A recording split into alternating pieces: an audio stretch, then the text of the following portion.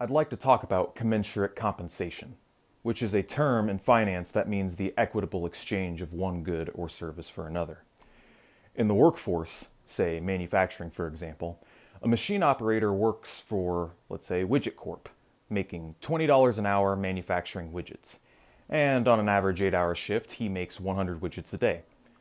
Is that commensurate? Well, at face value, it may seem like it, but let us now consider that each widget is sold at $50 a unit, and the cost for the material to make widgets is, say, $5 a unit. This means after subtracting the difference, that worker generates about $4,500 worth of productivity a day, or $22,500 per week. Let us now say that the cost for maintenance or other expenses for the machines cuts that down to about $20,000. Now look at the value generated by that worker during the average work week. This worker makes $38,000 a year, and yet at the same time generates a mean surplus of $960,000 annually. Now, given the level of commitment that they show to the company and the fact that somebody has to do this job, is it reasonable that they effectively receive about 4% of the value that they generate? This is an example of exploitation in its purest form. It is the incommensurate transfer of value between two entities. In the example noted, the manufacturer is selling his labor to the company and receiving a paltry fraction of the true value that his labor is worth. The worker may generate almost $1 million a year, but he only gets back $40,000. I'm not making an assertion based on morality when I say this, but in order to gain a surplus as a capitalist, you have to exploit your workers. This means if the workers were to get back all the value that they generate and actually be paid what they are worth, then no company on the planet would be profitable. The system wouldn't work. So there must be an uneven exchange taking place between the worker who sells their labor at a fixed price and the capitalist who buys their labor at a fixed price. When it comes to increasing profits, there are two ways to do that. One way is to increase the sales through competitive advantage, say upgrading the means of production to produce more commodities using the same time and equipment, and the other way, which is to increase the rate at which you exploit your workers. Let us return to the previous example of the machine operator. Let us say the company invests in some new machines that are so efficient that they double the daily output. The worker now makes 200 widgets a day. The company can now afford to sell them at a discounted price of, let's say, $40 per widget, and at the same time pay their workers an extra $2 an hour. His annual salary increases to $42K per year, and now off of his labor, thanks to the new machines, he now generates $1.68 million a year in revenue. It's a win-win situation for everybody, right? Except his wages didn't scale with productivity. His earnings may have increased by 10%, but his productive output rose by 60%. This is an example of increasing the rate of exploitation.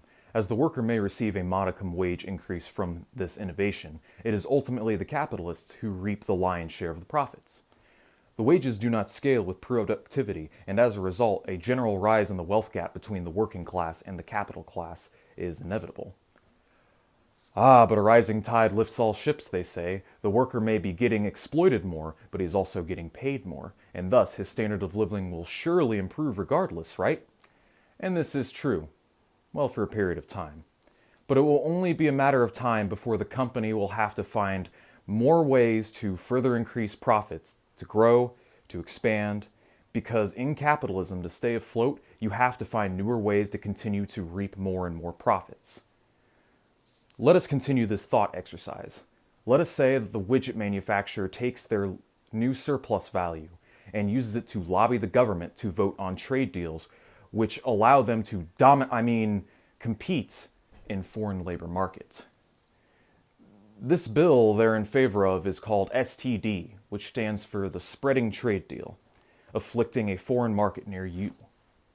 Rest assured, Congress passes the deal and now Widget Corp uproots all of their plants and manufacturing operations and moves them to Indonesia, where they pay workers 50 cents an hour.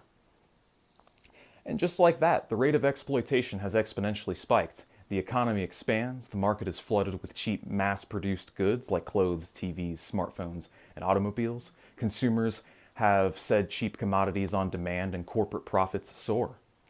But wait, it doesn't stop there. Widget Corp is expanding and doing a merger with ShopMart, forming the shopping supercenter to buy these new cheap widgets called Widget Mart. But what about the worker back at home who lost his good paying job? Now the only work left for him is in retail at Widget Mart. So he goes and he gets a job making $11 an hour selling widgets to consumers. His wages have been passively sliced as a result of this process. But hey, he has a family to feed. $11 an hour is a meager wage, but it's all he's got. So he goes on public assistance, receiving food stamps, welfare benefits, and now society has to pick up the tab to cover the hole that has been put in his wage. But that's okay, because the billionaires are richer than ever before, and the stock market is doing great. And the GDP is so high. As we know, if the capitalists are doing great, everybody must be doing great, right? But now those old factory workers feel disenfranchised, like they've been thrown overboard. So now there's a growing reactionary sentiment among the public to bring back the jobs, to end the trade deals, and to usher in the good old days of the elusive middle class.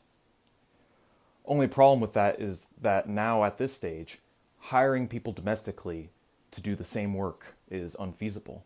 It would cut into the mega profits of the transnational corporations. They can't just hire these people. It would be financial suicide for them at this point. So now we are finally left with a contradiction. On one hand, the working class wants the best wages they can receive for the easiest work possible, while on the other hand, the capitalist class wants the lowest wages they can dish out and give for the hardest work possible.